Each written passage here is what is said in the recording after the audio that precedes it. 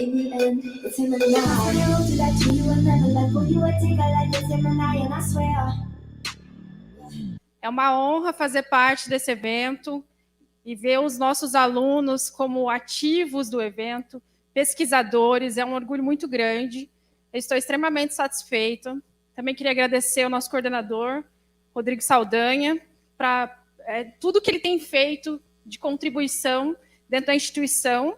É visível, enquanto os alunos estão, com certeza, colhendo frutos e que futuramente eles vão perceber mais ainda o quanto é importante eventos desse tamanho, né, dessa proporção.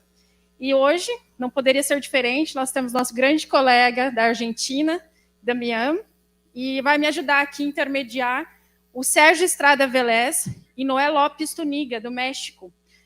O Sérgio da Colômbia, eu acho que vai ser bem contributivo para vocês, ele vai falar sobre controle de constitucionalidade. É um tema bem complexo, nós temos alunos aí do primeiro semestre, mas prestem atenção, porque o direito constitucional é tudo, vocês precisam saber. Então, acredito que vai ser muito excelente esse evento. Prestem atenção no Dr. Sérgio. E o Noé, que é também professor no México, vai trazer aí muitas contribuições a respeito de princípios. É sempre importante que vocês saibam que pode também fazer perguntas, né? No final de todas as apresentações, vai ficar aberto para que vocês façam perguntas. E eu acho super interessante que vocês realmente façam essas perguntas, tirem suas dúvidas. E se tiver alguma dúvida em relação ao espanhol, nós estamos aqui com o doutor Damián, que vai tirar nossas dúvidas também em relação à tradução. Não é, doutor? Tá Fique bom, à vontade. Sim. Só vou falar como intermediário, ou estou como todos vocês, não somente porque vocês já escutaram demasiado de mim, então estou só para colaborar com os professores convidados. São dois amigos, muito tempo, dois especialistas. É o professor Noé, muitos de vocês conheceram hoje nos grupos de trabalho, e o professor Sérgio, essa é a primeira vez que vai falar com nós, mas é um estudioso de direito. Falei com ele, conhecia fazendo doutorado na Universidade de Buenos Aires. Ele vai apresentar uma temática muito interessante e muito atual, porque tem a ver com a situação da pandemia, pós-pandemia, e também novos fatos, novas situações que se estão dando no mundo, não? Como os estados estão fazendo uso da pandemia também. Uma situação muito perigosa. Sim, com certeza. Inclusive, nós temos aí alguns temas, né, Damián? Acredito que ele possa trazer à baila também para nós, a respeito do aborto, que é um tema tão importante em todo o mundo e que agora está sendo tão discutido nos Estados Unidos. Vamos ver se o doutor pode aí também contribuir com alguma coisa em relação a qual é o procedimento e a forma e como é que eles estão procedendo em relação a esse tipo de decisões, né, no país do doutor. Bom, vamos aguardar só um pouquinho. Pode pintar aí?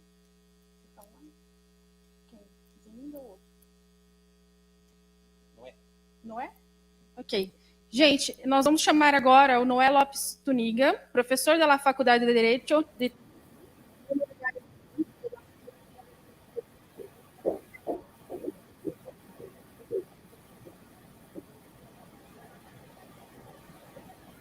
Boa noite.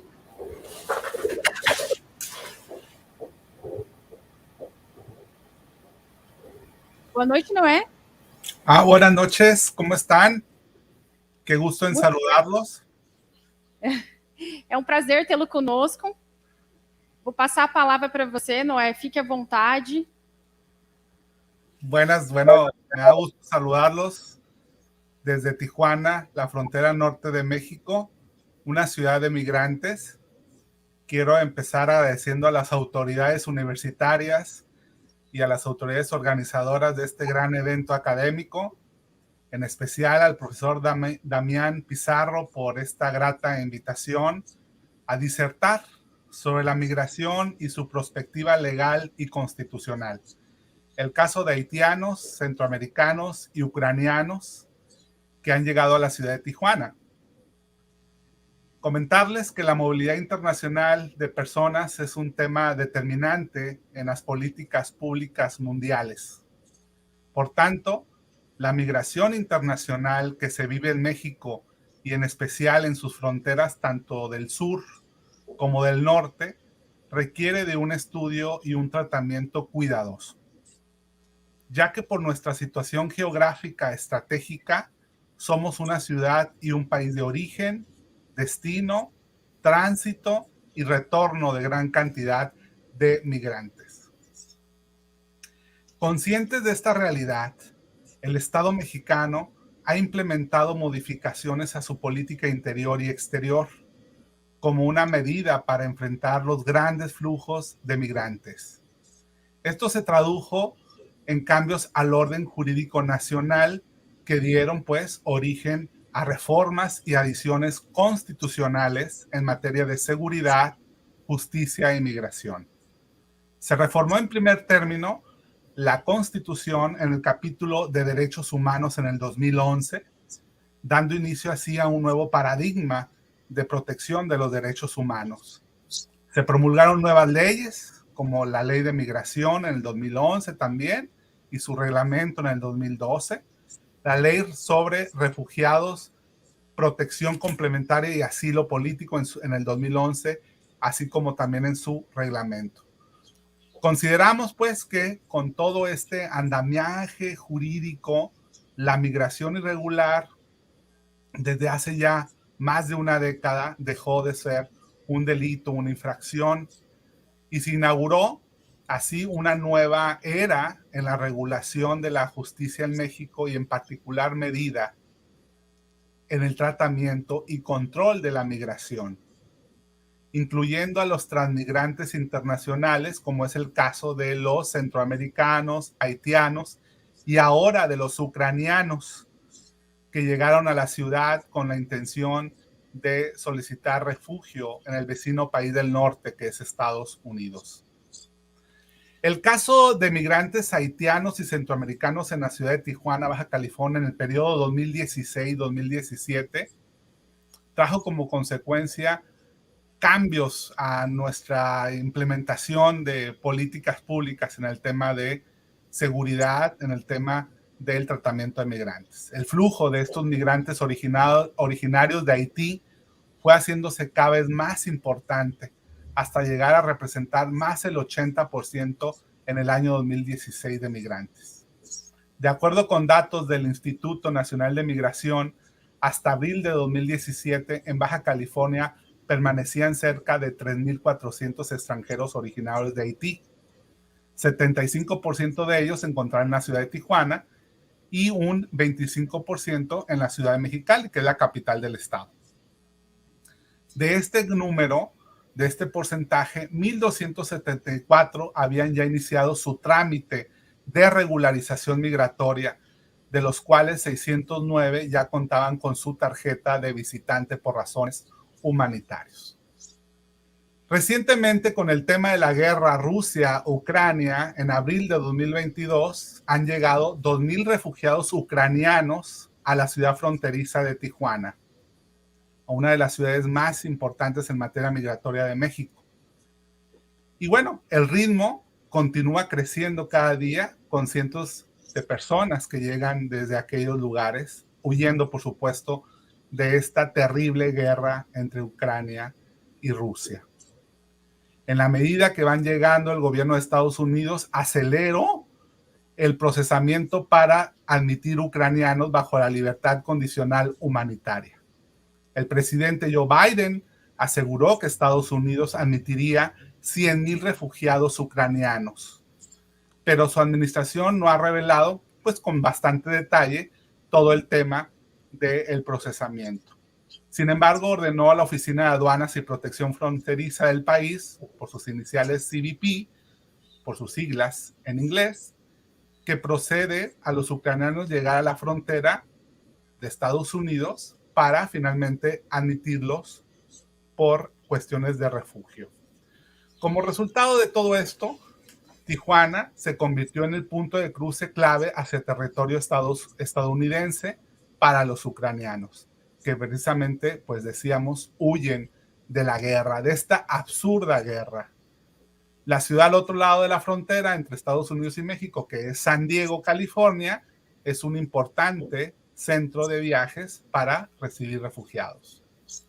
Finalmente, el pasado 25 de abril entró en vigor un programa bajo el cual ucranianos que huyen de la guerra ya podrán viajar directamente a los Estados Unidos desde Europa, sin la necesidad de llegar a territorio nacional. Así, debido a estos cambios, los transmigrantes ucranianos que llegaron a territorio mexicano derivados de la guerra rusa-ucraniana, así como el caso de los haitianos, centroamericanos que siguen llegando a nuestro territorio, con la intención, muchos de ellos, de solicitar refugio a Estados Unidos, se consideran y se consideraron en su momento con esta categoría de transmigrantes. Hay que rescatar de todo esto los derechos humanos y sobre todo los derechos en particular que tienen los transmigrantes. Destaco pues que los transmigrantes tienen derecho a la no discriminación, tienen derecho a la información, tienen derecho a la asistencia legal, tienen derecho a la protección consular, tienen derecho a solicitar visas por razones humanitarias, tienen derecho a la regularización o al retorno asistido, tienen derecho a la salud, tienen el derecho a alojamiento digno, inclusive a la recreación, tienen derecho a la preservación de la unidad familiar, a la comunicación, a solicitar asilo y a solicitar la protección y finalmente recibir inclusive visitas de sus familiares. Hay que considerar que la calidad de transmigrante cambia en el momento mismo que, por ejemplo, Estados Unidos niegue la entrada a su país, como le sucedió a los haitianos que llegaron a territorio de Tijuana y que finalmente muchos de ellos ya se quedaron a vivir en nuestra ciudad de Tijuana. Esto obviamente también tiene que ver con el derecho de soberanía que tiene cada país para cerrar o abrir sus fronteras en razón a sus necesidades, en razón a sus compromisos. Así, nos guste o no nos guste, hay que considerar que los derechos humanos de los transmigrantes son vigentes y son universales, intransferibles, progresivos, imprescriptibles, indivisibles e inalienables. La transmigración de haitianos, centroamericanos y ucranianos, comúnmente llamado caravanas, son un fenómeno social que se vive, son un fenómeno social muy acentuado en nuestra región y es un gran ejemplo del éxodo que se está viviendo en el siglo XXI. Por situaciones emergentes, por situaciones económicas, por desastres naturales y hoy por una absurda guerra, conflictos armados, etc. Sin embargo, el drama y la desesperanza existente como accesorio a un desorden social muchas de las veces ha provocado estos malos movimientos, malos cálculos políticos intergubernamentales que han puesto en evidencia la ineficacia de canalizar, orientar y controlar situaciones relacionadas con la protección de los derechos humanos. Pero sobre todo situaciones extraordinarias, como lo repito, la guerra que hoy día se vive en el este de Europa. Así, este tema que presento a esta comunidad jurídica consideramos que debe ser analizada desde una perspectiva del derecho constitucional, entendiéndolo como la forma de ir construyendo un sistema jurídico más ad hoc a las necesidades sociales actuales y sobre todo para la implementación de métodos cualitativos que den respuesta a demandas sociales, en específico a las de bienestar y que en todo momento debe ser, o por lo menos debemos aspirar a que sean coincidentes y uniformes en el globo terráqueo. Ya no tenemos que ver estas perspectivas del derecho constitucional nada más desde nuestros países, sino desde un entorno global. Por lo tanto, esta perspectiva sobre la migración, sobre todo en los países que recepcionamos migración internacional, debemos acudir a técnicas y métodos internacionales para mejorar las condiciones de justicia y la tutela de derechos humanos de todos. Un ejemplo de esto es la positivización o la constitucionalización del derecho internacional de los derechos humanos en los sistemas de control constitucional, que por ejemplo estamos viviendo actualmente en México, y que desde nuestro punto de vista representa uno de los pasos más destacables en la construcción de procesos de cooperación y solidaridad internacional, que a su vez han sido útiles para el advenimiento de los estados transnacionales. ¿Qué entendemos por un estado transnacional? Pues este estado transnacional surge principalmente cuando hay una constelación particular de fuerzas y relaciones de la clase ligada a la globalización y al capitalismo. Hay un ascenso de una clase capitalista transnacional materializada en un conjunto diverso de instituciones políticas. Acentuamos. Estas instituciones son los estados nacionales transformados, más diversas instituciones supranacionales que sirven para institucionalizar la dominación de esta clase como la fracción hegemónica del capital en el mundo.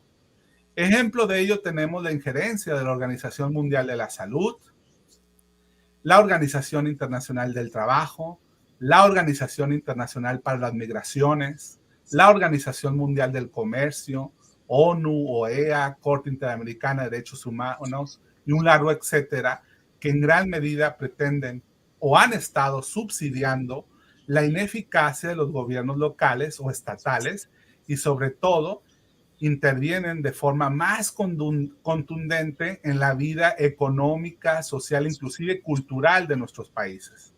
En el entendido principalmente que su finalidad es aminorar, disminuir, acotar el sufrimiento de las poblaciones, pero por supuesto, con un costo político alto que sin duda trae implicaciones y repercusiones que nos lleva a replantearnos y repensar muchas, pero muchas disciplinas, conceptos e instituciones del derecho. Pues desde mi punto de vista, surge una red de instituciones en un sistema mundial que no pueden desentenderse o desatenderse. El Estado transnacional, al ser una manifestación de la globalización, ha traído como consecuencia que el Estado-nación, como tradicionalmente lo conocemos, se desdibuje, o por lo menos se considere desde el discurso algo incapaz de albergar y aplicar de forma armoniosa y eficaz, acorde a la época que vivimos, conceptos como soberanía, la gobernanza, el poder, la población y el bienestar social. Y sobre todo un concepto, la ciudadanía, el concepto de ciudadanía está en debate hoy por hoy. Hoy estos conceptos pues son estructurados y conceptualizados desde fuera, deben ser entendidos así y ya no desde dentro. Son los organismos internacionales los que dictan políticas públicas de gobernanza y de bienestar global. Así pues, desde esta postura prospectiva, el derecho constitucional debe de construirse de cara a esta globalización, apegado a escenarios realistas, más claros y contundentes para enfrentar nuevos y complejos retos que nos presenta el mundo que nos rodea, sobre todo ante la poca respuesta e inconsistencia que presenta el discurso político principalmente de ciertos estados, de ciertos países respecto a la pobreza mundial, la salud y la seguridad. Trilogía de conceptos que sin duda están poniendo en riesgo las democracias o las incipientes democracias de nuestros países. Debemos de repensar todos el futuro de la democracia y el derecho mismo, pues es una cuestión de todos que nos implica debatir propiamente la efectividad de estos derechos humanos, siempre en tiempo de crisis, guerras y pandemias como la que hemos vivido, pues representa finalmente el mayor desafío que actualmente estamos enfrentando como sociedad global. Para finalizar, es importante abordar repercusiones que ha tenido el binomio compuesto por la migración y las enfermedades globales. Este binomio de la migración y las enfermedades globales como el COVID-19 en el texto constitucional y sus instituciones requieren ser repensadas, requieren ser analizadas a conciencia. Esta pandemia nos ha arrojado muchas cosas negativas, pero también desde una perspectiva constitucional nos implica analizar toda la ingeniería jurídica que existe sobre el tratamiento de nuevas enfermedades virulentas y bacterianas, que sin duda seguiremos viviendo, supongo. Bueno, no sé, hasta aquí mi aportación sobre este tema de la perspectiva constitucional sobre la migración, principalmente la que vimos en el norte de nuestro país, como lo es las caravanas de centroamericanos, haitianos y hoy de ucranianos. Muchas gracias.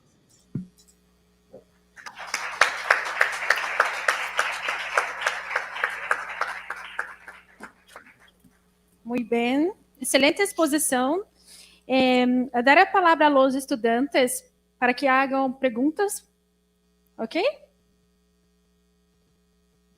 Alguém tem alguma pergunta para fazer para o professor? Fique à vontade. Eu repasso. Você passa para nós, que nós passamos para ele.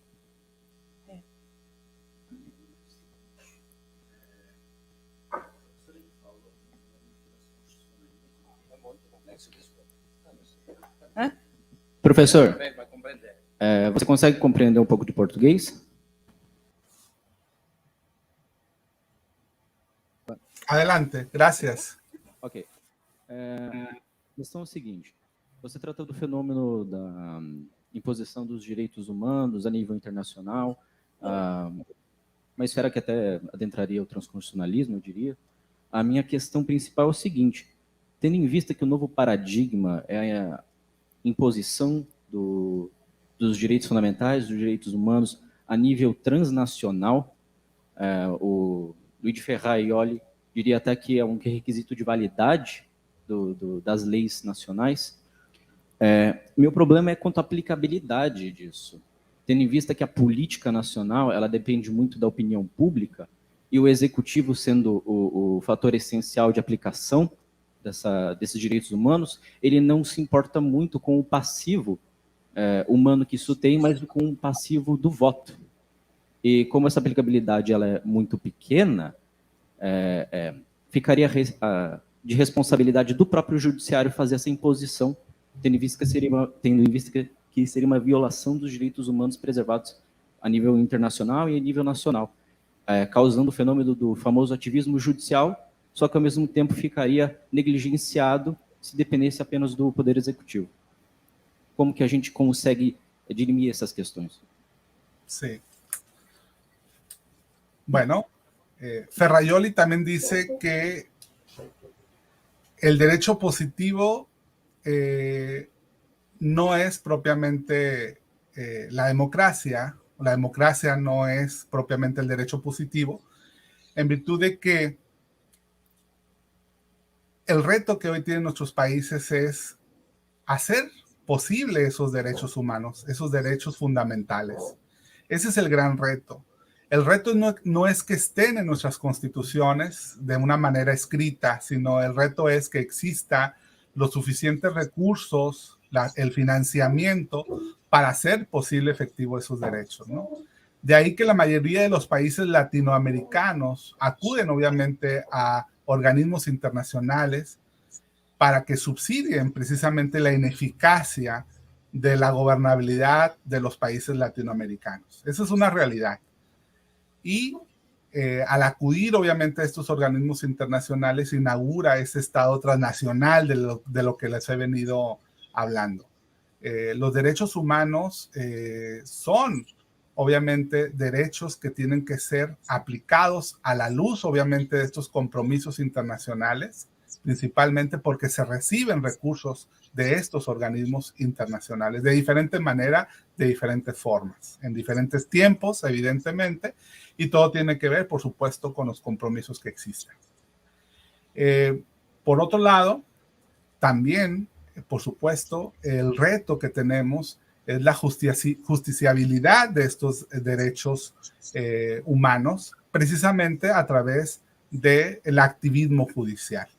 Los medios de control tienen que estar preparados, tiene que haber una buena ingeniería jurídica para hacer el control constitucional y para hacer efectivo a través de la vía de amparo o a través de cualquier otro medio de control constitucional para efecto de que la justicia social llegue a todos.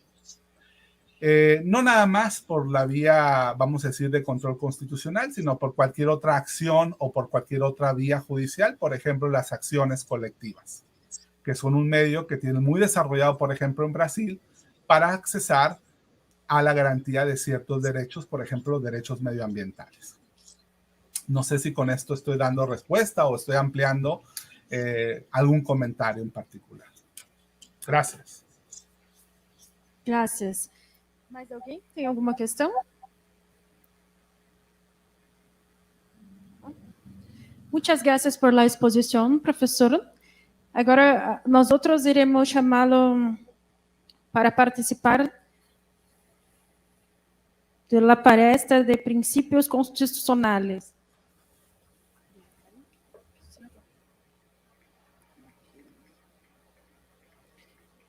Dr. Sérgio Estrada Velez, advogado especialista em Direito Constitucional, diploma de Estudos Avançados da Universidade de León, especialista em Argumentação Jurídica pela Universidade de Alicante, doutorando Universidade de Buenos Aires, autor do texto de la excepção de privilegialidade, proposta de um modelo de controle e constitucionalidade a partir de los princípios jurídicos, diretor do Centro Colombiano de Estudos Constitucionais.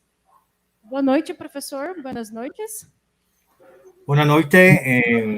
Me place saludarlos. Inicialmente, un profundo agradecimiento por la invitación que me extiende la Pontificia Universidad de Paraná. El agradecimiento, por supuesto, también a la Universidad de Buenos Aires, a la Universidad de Belgrano, al Instituto Latinoamericano de Encino, por la organización de tan importante evento que, como lo indicaba nuestro apreciado profesor Noé López, debemos unir esfuerzos transfronterizos, para la protección de la democracia y el fortalecimiento de las garantías individuales. Especialmente, por supuesto, al profesor Damián Pizarro por el liderazgo en la organización de este evento. En estos breves minutos, quiero presentarles a ustedes una reflexión que he titulado Retos del Derecho Público frente a la pospandemia, hacia un constitucionalismo social. Y voy a dividir la presentación en tres partes. La primera va a ser una ubicación histórica, muy breve, a través de tres periodos, lo que ocurrió con posterioridad a la Revolución Francesa, lo que evidenció la Segunda Guerra Mundial, la finalización de la Segunda Guerra Mundial, y un tercer momento, la pandemia. Luego, compartiré algunas reflexiones acerca de lo que ocurrió en Colombia, en desarrollo de ese hiperpresidencialismo que fue propio o común a muchos de nuestros países como una alternativa para contener el virus.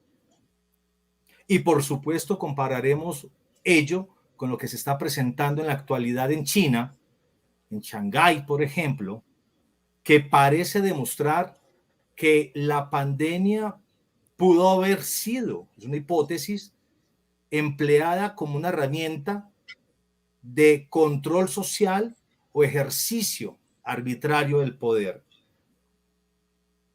Y finalmente, enunciaremos algunos retos, algunos compromisos del derecho constitucional con miras a la formulación de lo que atrevidamente queremos denominar constitucionalismo social como una alternativa de empoderamiento de la cultura política de una sociedad y por supuesto, consecuentemente o paralelamente a ese empoderamiento político,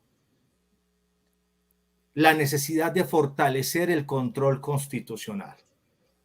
Ese va a ser el esquema de la presentación y por supuesto seré muy breve para poder abrir un mayor espacio a las preguntas. ¿En qué se parece o cuál es la similitud que tiene la Declaración de Derechos del Hombre y del Ciudadano de 1789, lo que se presentó durante la Segunda Guerra Mundial y lo que vivimos durante la pandemia? ¿Por qué esos tres momentos? Pues básicamente lo que queremos resaltar es que en esos tres momentos lo que se buscaba básicamente como un elemento estructural del constitucionalismo moderno es la protección de las libertades individuales y por supuesto en general de los derechos fundamentales y los derechos humanos, pero al mismo tiempo la limitación al ejercicio del poder. Por esta razón, o consecuente con ello, debemos recordar el artículo 16 de la Declaración de Derechos del Hombre y del Ciudadano, que señala una sociedad en la que no esté establecida la garantía de los derechos ni determinada la separación de los poderes, carece de constitución. ¿Cuál fue el papel del constitucionalismo, de las constituciones, de los constitucionalistas durante la pandemia? Realmente estuvo dirigido a la separación, a la promoción de la separación de los poderes y a la promoción de las garantías individuales. En 1789, el propósito claro era limitar todas las facultades exorbitantes del monarca. Igualmente, o de manera similar, en la Segunda Guerra Mundial encontramos la necesidad de limitar el ejercicio del poder. Pero ya no sería el poder del monarca, sino el poder exorbitante de un legislador cooptado por un solo partido, por el Ejecutivo. Y con posterioridad a la Segunda Guerra Mundial, advertimos la necesidad igualmente, de manera similar a como ocurrió en la Revolución Francesa, de limitar el ejercicio del poder a través del fortalecimiento de las libertades individuales y, por supuesto, la necesidad de limitar el ejercicio del poder ejercido de manera irrazonable. Y surge el constitucionalismo, el auge de un constitucionalismo, el denominado neoconstitucionalismo, como una propuesta para limitar esa aplicación racional de la ley, pero atentatoria de los derechos humanos. Y durante la pandemia, tercer momento, encontramos igualmente un ejercicio desbordado del poder, ya no del legislativo como en la Segunda Guerra Mundial, sino que volvemos al ejercicio desbordado del poder del Ejecutivo en virtud de las facultades otorgadas, en términos generales, por los estados de excepción. En nombre de la protección de la vida, se le otorgó al Ejecutivo unas facultades que finalmente, en algunos casos o frente a algunas medidas, se puede determinar que fueron desproporcionadas. Surge nuevamente la necesidad de limitar el ejercicio del poder y promover o fortalecer las garantías individuales. Tres momentos históricos bastante importantes o relevantes para el constitucionalismo y que tienen en común dos aspectos: la necesidad de fortalecer las garantías individuales y la necesidad de limitar el ejercicio del poder. ¿Qué ocurrió durante la pandemia? Frente a esos dos propósitos, que por supuesto son propósitos también del constitucionalismo, surge la pregunta acerca de cómo va a responder el derecho constitucional frente a una situación que representa un ejercicio desbordado del poder que finalmente representó la afectación de las garantías individuales, de los derechos fundamentales. Parece ser, y quiero leer unas líneas de una noticia que publica el medio de información CNN hace apenas 2 días, y señala lo siguiente, citando a un profesor asociado a una universidad en Hong Kong, indica, comillas, los robots, haciendo referencia a lo que está ocurriendo en Shanghái, los robots y la fumigación de las calles son actos teatrales diseñados para reforzar la confianza del público en las acciones del gobierno. Bien importante esa cita. Esto es, ¿hasta qué punto muchas de las acciones adoptadas por el Ejecutivo representaron más una acción o un acto teatral para tratar de mostrarse eficaz frente a la necesidad de controlar la pandemia? Pero al mismo tiempo, en nombre de esa eficacia, ¿cuántas de esas medidas no representaron una afectación de las garantías individuales? Pero por supuesto la pregunta final es, ¿cómo reaccionó el constitucionalismo, la Constitución y los constitucionalistas frente a esa situación de ejercicio desbordado del poder? Parece ser que la pandemia pudo haber sido empleada como una excusa para el ejercicio arbitrario del poder en aras al control social. Eso parece evidente en China. La pregunta es, ¿qué tanto de ello se presentó en nuestras democracias, en nuestros países? Con esta introducción, quiero compartir con ustedes algunas de las observaciones que desde el Centro Colombiano de Estudios Constitucionales hemos encontrado, hemos advertido en el desarrollo de la pandemia durante estos 2 años. Por supuesto que requeriríamos de mucho tiempo, pero quiero advertir básicamente 2 situaciones muy preocupantes que pueden ser compartidas por ustedes. Esto es, parece que nuestros contextos son muy similares. La primera gran preocupación hace referencia a las falacias argumentativas. Esto es, con ayuda de la argumentación, advertimos 2 claras falacias argumentativas, entre muchas, pero quiero resaltar 2 de ellas. La primera, la falacia del falso dilema. En Colombia, el primer decreto declaratorio del estado de excepción establecía la tensión entre la vida y la economía.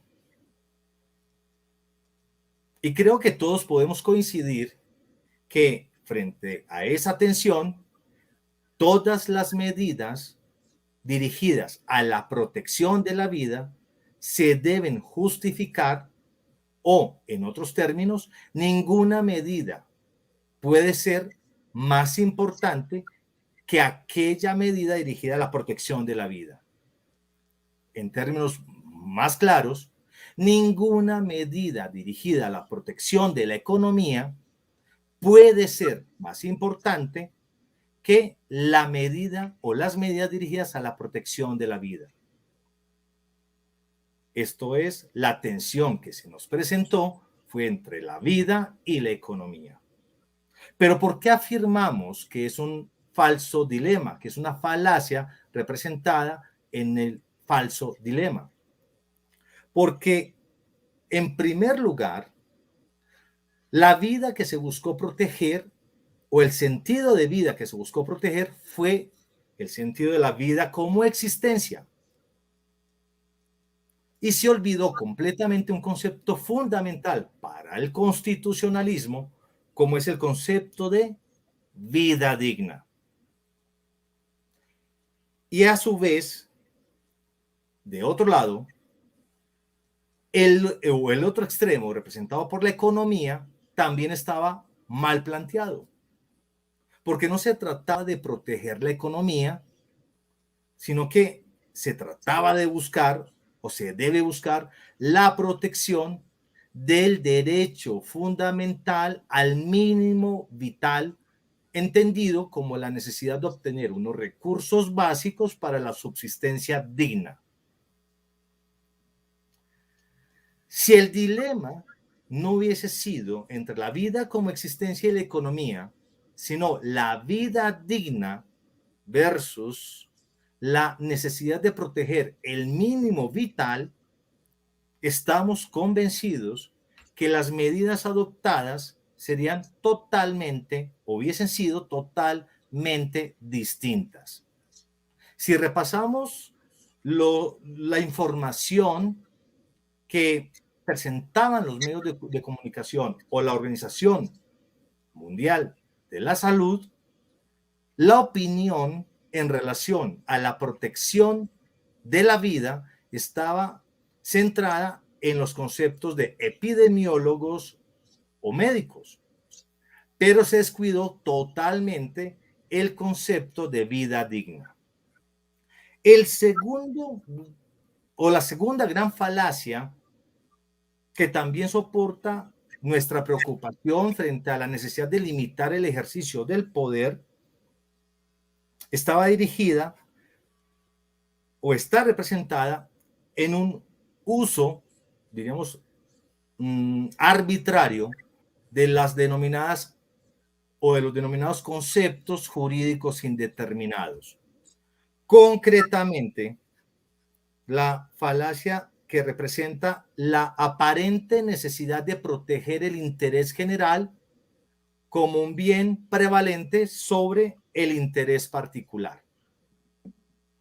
Y en ese error incurrieron muchísimos jueces, en tanto que se dejó de proteger o se dejaron de proteger derechos fundamentales en nombre de la protección del interés general. Y la pregunta que surge entre tantas es ¿qué representa o en qué se representa el interés general? Y podríamos desconocer o infringir o permitir la violación de derechos fundamentales en nombre del interés general. ¿Quién define el interés general? Ese concepto de interés general no es un concepto, como lo escuchamos ahora, nacionalista, no es un concepto político, no es un concepto bajo el cual la historia no nos indica que se violaron o se trató de justificar la violación de derechos fundamentales. Estas falacias nos recuerdan, y quiero insistir en ello, la necesidad de fortalecer el control de constitucionalidad, esto es, el constitucionalismo, el carácter jurídico de las constituciones y, por supuesto, el papel que deben desempeñar los constitucionalistas con miras a la protección de los derechos fundamentales y a la limitación del ejercicio del poder. ¿Cuáles son? Y ya me estoy aproximando al tercer segmento de la presentación. ¿Cuáles pueden ser algunos de los controles frente a esa situación? Esto es, frente a esa realidad que representa una clara fricción del Estado de Derecho. Pues básicamente proponemos dos tipos de control. el político y un control jurídico. El control político lo presentamos o lo formulamos ante la necesidad de fortalecer los derechos políticos, por ejemplo, el derecho a la protesta, como uno de los primeros derechos que tiene la ciudadanía frente a la adopción de medidas arbitrarias. Bueno, pero tenemos la protesta. Sí, es un derecho fundamental. Pero hay que pensar en un mecanismo concomitante o previo a la protesta que consideramos puede ser más eficaz, siendo ese control o ese mecanismo la objeción de conciencia. Ustedes preguntarán, pero según, por ejemplo, la historia de la objeción de conciencia, narrada por Dworkin en su texto Los derechos en serio, parte de un presupuesto y es la existencia de íntimas convicciones morales o políticas que obligan o que le permiten a la persona separarse del deber de obediencia establecido en una norma. En la pandemia advertimos que no existen esas íntimas convicciones morales o políticas.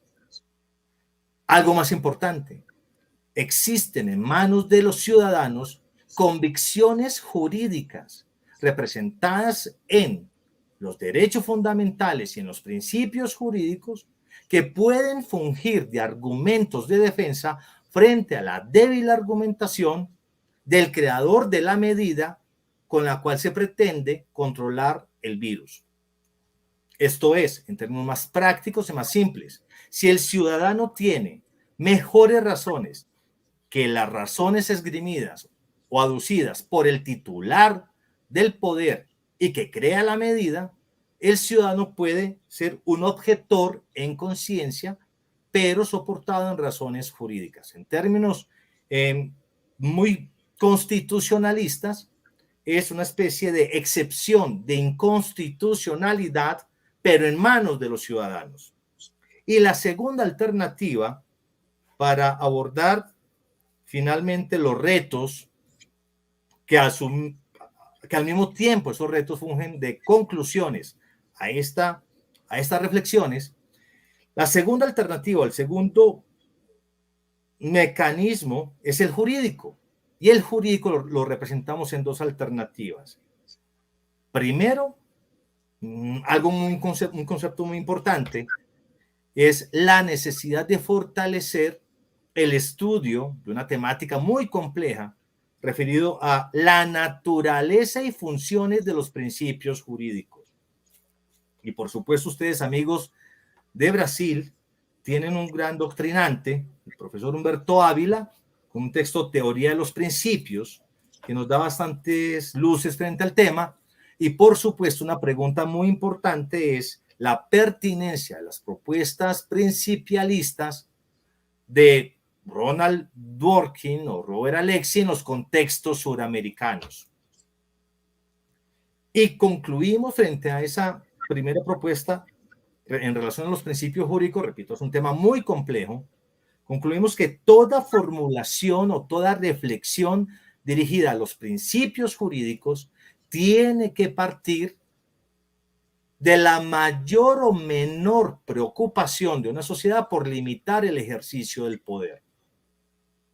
Cuanto mayor preocupación por limitar el ejercicio del poder tenga una sociedad, mayor debe ser la importancia o el peso de los principios entendidos como normas jurídicas, no como valores ni como directrices.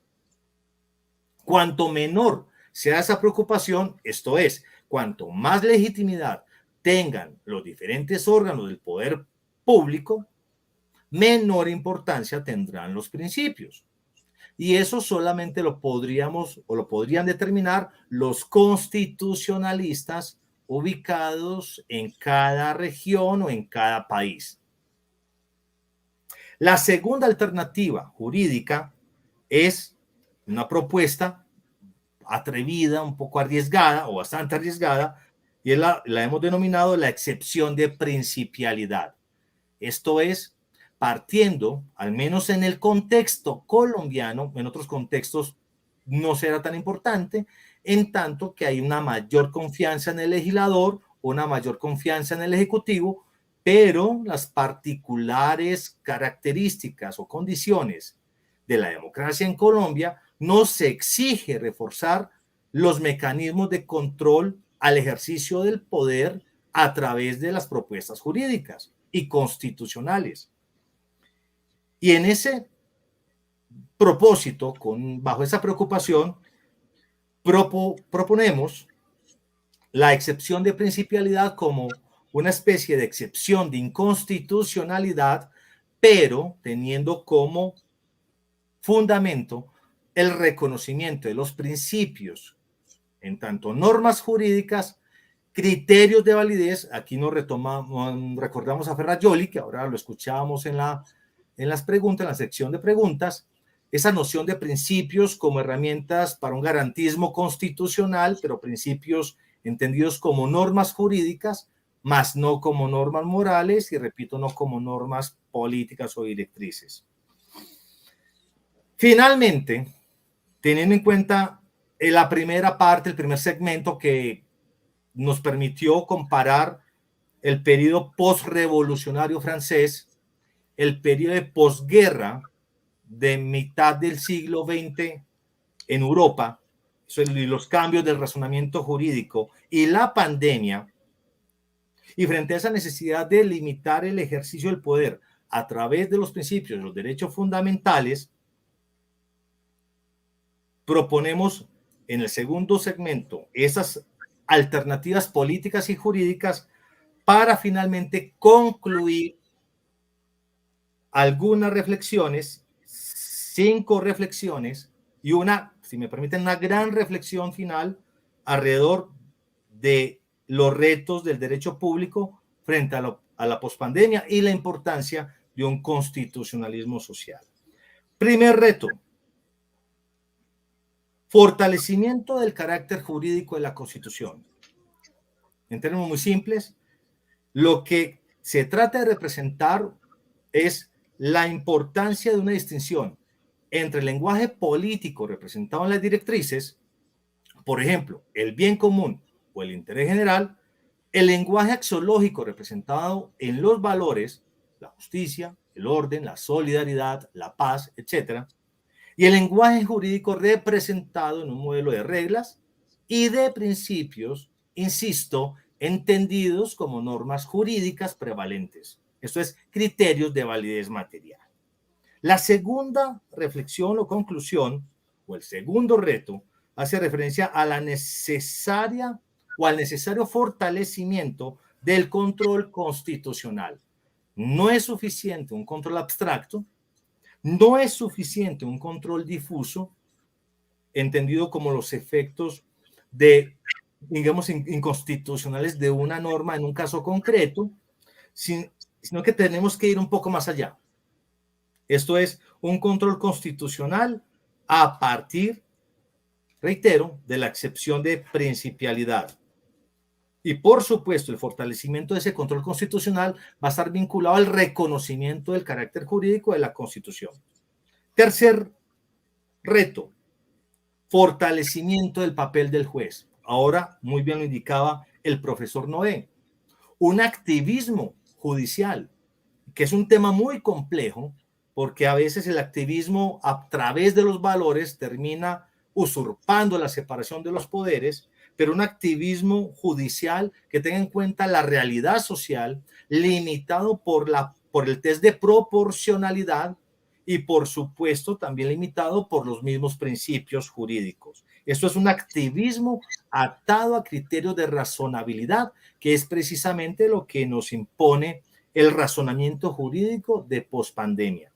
Cuarto reto: fortalecer el test, ya lo mencioné, de proporcionalidad.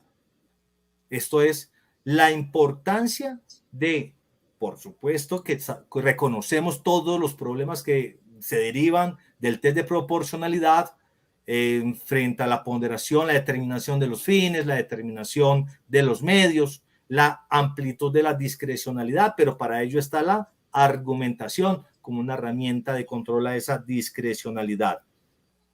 Y en quinto lugar, a modo de reto, conclusión, es definitivamente fundamental el fortalecimiento de la argumentación jurídica como una herramienta para detectar las falacias argumentativas que finalmente representan una justificación para el ejercicio arbitrario del poder.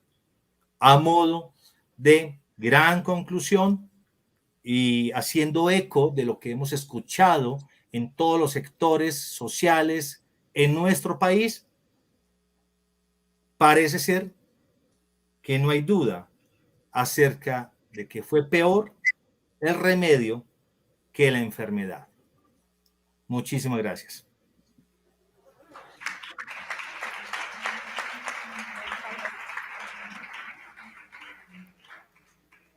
Muito bem, professor. Este é um tema sumamente importante. Lhe agradecemos a exposição. ¿Pode falar agora? Sí. Bienvenido, Sergio. Muchas gracias por compartir con nosotros una mirada crítica, que es la que, principalmente como profesores y como alumnos, tenemos que tratar de generar, de acompañar, lo mismo desde el punto de vista de lo que compartió Noé antes. Hemos tenido conversaciones tanto con Sergio como con Noé en diferentes momentos, tal vez con Noé por el tema de cuando comenzó el tema de las migraciones, y México es un país que ve la migración de cerca por la emigración y por la inmigración. Y con Sergio particularmente porque, bueno, hemos trabajado y desarrollado el tema del control de constitucionalidad y de convencionalidad y los test de desproporcionalidad. Entonces, sobre eso hemos compartido y conversado. De hecho, durante el primer año de la pandemia hemos compartido muchas cuestiones que hablaban sobre los riesgos que se estaban atravesando. Ahora, Sergio, como vos ya conoces esta parte, voy a tentar falar en portugués. Los primeros meses na pandemia, todos os que falávamos um pouco em atividades econômicas, atividades acadêmicas, não econômicas, acadêmicas, começávamos a advertir, sim, que os estados estavam começando a usar a pandemia como um efeito distinto do que os mídias falavam, não?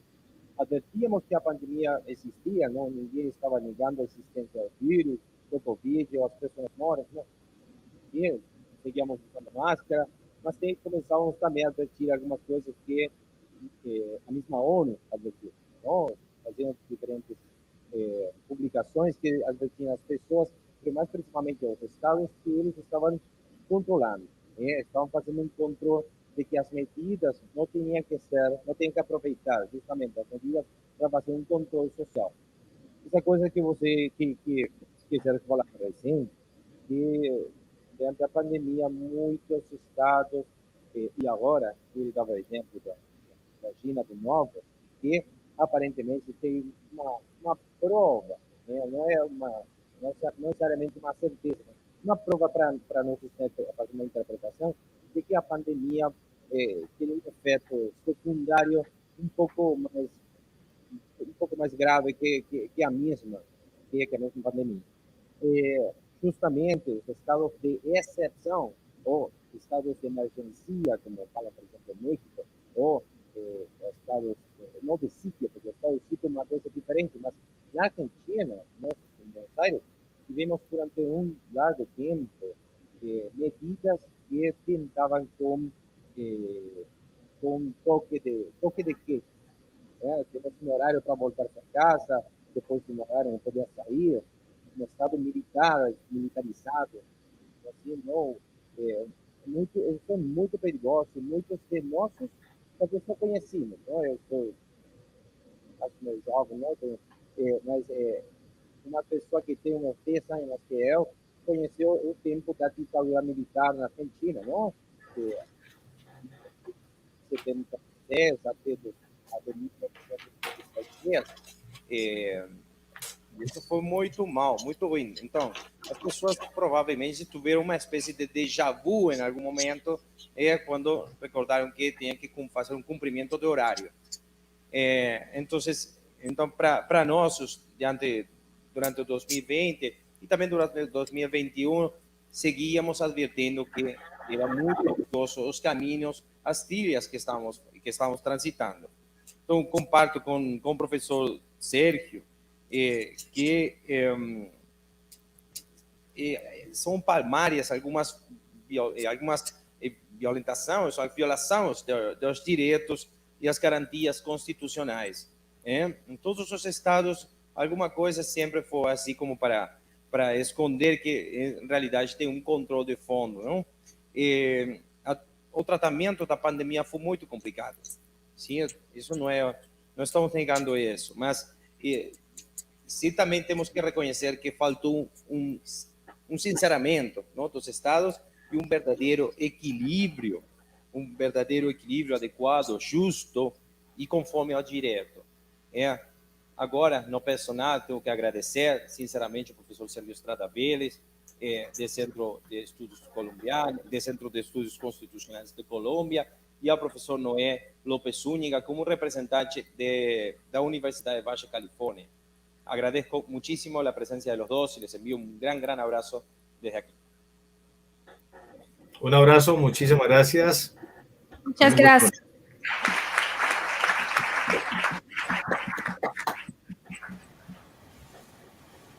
Alguém tem alguma pergunta que gostaria de fazer?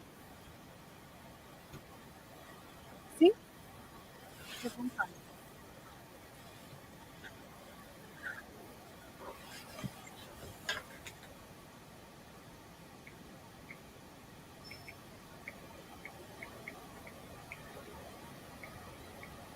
Boa noite a todos, professor Vélez, pela exposição. Eu falo isso nas aulas.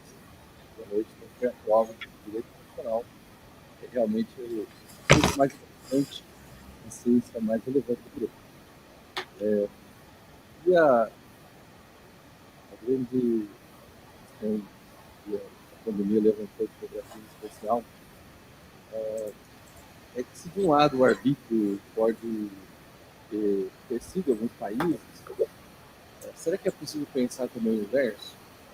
Uma omissão arbitrária, de um governante que não acreditava na pandemia, ou um governante que dizia que era só uma gripezinha, que não era necessário tomar medida nenhuma, que tentou, inclusive, impedir medidas tomadas por outros entes da federação, e aí uma decisão do Supremo veio a consagrar que a Constituição determinava quando se falou federalismo no Brasil. Então, é possível pensar também que nessa omissão se pode caracterizar em ofensa à Constituição e aos direitos fundamentais, especialmente quando a gente tem números alarmantes no Brasil. Mais de 600 mil pessoas viveram a pandemia, ao mesmo tempo pessoas que ainda não existe pandemia, ou que medidas sanitárias são dispensáveis muito antes, desse momento, inclusive sem máscara, né? Mas no auge da pandemia, pessoas acreditavam que as máscaras faziam mal, que a vacina vai transformar a pessoa careca, coisas do tipo, né? Então, é possível pensar no contrário, que essa omissão completa do Estado, principalmente do governo central, pode também caracterizar um arbítrio que depois de sempre de direitos fundamentais, você permitir efeitos nefastos que a gente não acredita.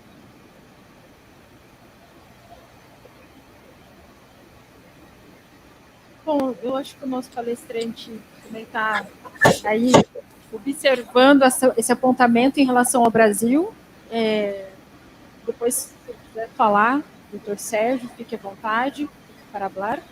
Mas esse apontamento que você fez, com certeza, quando a gente pensa na função social do direito e pensa na dignidade da pessoa humana como ponto dominante de tudo, eu penso que sim, né? Essa, pelo menos, meu ponto de vista, que sim, fere, inclusive de uma forma muito razoante, quando ele traz esse posicionamento sendo um chefe de governo. Você trocar ideia aqui entre amigos, ali na cantina, e dizer, olha, eu não acredito na pandemia, tudo bem, mas você ser um chefe de governo, você expõe as pessoas a risco, e você, com certeza, prejudica muito dos direitos fundamentais, inclusive a saúde, né? Não sei se o Damian sabe dos números aqui do Brasil, que foram altíssimos em relação à pandemia, acredito que na Argentina também, né? E nós tivemos realmente aí uma omissão por parte do governo em alguns aspectos. Isso sem adentrar na questão política, mas principalmente no direito constitucional e de dignidade da pessoa humana, que é uma coisa que nós não podemos fugir, né? Os nossos alunos têm que saber disso, independente de qual é o seu político, de qual é a sua posição política, vocês, principalmente como estudantes e operadores do direito, têm que valorar a questão da dignidade humana. Não basta dar saúde, não basta dar direitos fundamentais, mas também dar dignidade para cada um deles. Nós ficamos sem dignidade por vezes agora na pandemia, a gente sentiu isso, né? Independente de classe. E eu acredito que se for essa pergunta, pelo menos em relação ao meu ponto de vista, eu coloco desta forma. Eu não sei se na Argentina vocês têm controle de constitucionalidade difuso, Damian. Tem? Nós não tem o outro, né? Então lá é meio diferente. Eu acredito que é bem interessante até abordar a questão de fazer aí um direito comparado, né, doutor, com os alunos em relação ao controle de constitucionalidade na Argentina, que é bem diferente do controle de constitucionalidade brasileiro. Nós somos bem mais democráticos, somos irmãos deles, podiam levar esse modelo para a Argentina, mas esse ponto de vista, acredito que na Argentina seria pior, porque como que eles iriam fazer se só tem um tipo de controle de constitucionalidade? Nós ainda conseguimos, de alguma forma, pleitear nossos direitos, né? Graças à democracia. Oremos para que não acabe com a nossa Constituição, né, doutor? Obrigada, gente.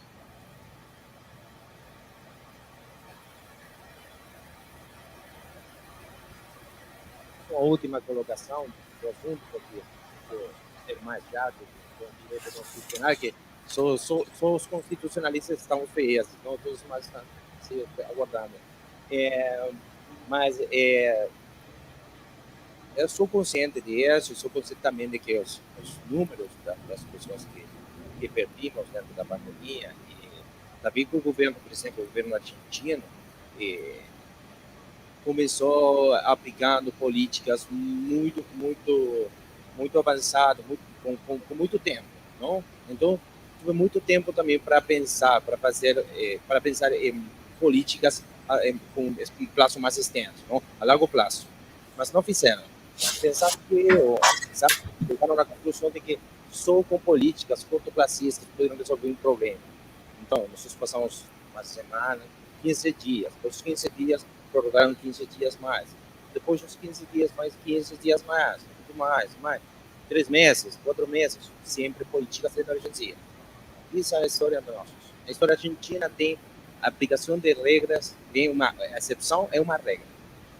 Sim? Essa é a história argentina. Então, as colocações que eu fiz antes, quando acabou de falar o professor Sérgio, que quando nós estudávamos a situação que estava passando, devíamos ser aqui o Estado, o governo, não? Sinceramente o governo, com suas políticas, não tem uma visão de que vai passar amanhã. Não tem uma visão, não tem uma proposta para amanhã. Somente resolver a situação, tratar de ter a menor quantidade de pessoas mortas esses dias. Mas não era isso. Não tinha que não sofrer a pandemia, tem que gestionar a pandemia. Não? A questão da pandemia não é manipular a pandemia, não é como o professor Sérgio falava, que muitos estados aproveitaram. Senão, ter uma gestão da pandemia para que a pandemia tenha os efeitos mais menores possíveis, né? Mas claramente isso foi superado pela realidade. A realidade foi diferente, porque uma pandemia que pegou a Argentina, principalmente, toda a Sul-América, tivemos muito tempo para ter medidas antecipadas. Temos muitas possibilidades. Veíamos pela televisão, como Itália, como Espanha, como França, como mesmo China, que todo o continente asiático ia invadindo com a pandemia. A mesma coisa que está passando agora com a invasão da Rússia, né, na terra de Ucrânia, estamos vendo a televisão, estamos vendo como vai 30, 40 dias, 50 dias, quase 2 meses do conflito armado, estamos vendo na televisão. Mas não é a primeira invasão de um Estado a outro território livre. Sin embargo, esta vez estamos todos horrorizados.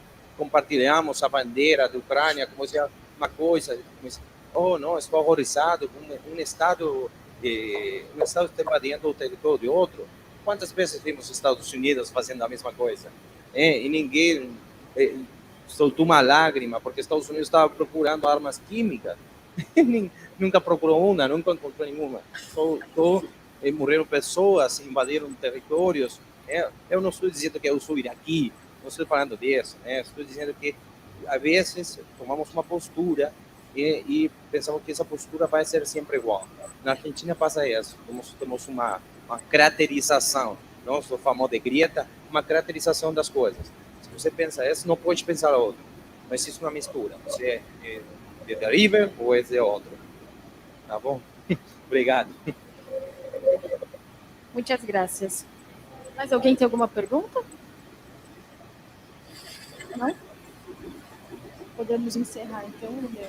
Agradecemos a presença de todos. Foi um prazer tê-lo conosco. Todos esses apontamentos a respeito do direito constitucional foram muito construtivos para nós. Nós outros estamos muito gratos. Ok? Pessoal, muito obrigada. Boa noite. Obrigada por permanecer no evento. Sei que é cansativo, mas sempre tem algo que contribui bastante. Obrigada pela participação também dos professores.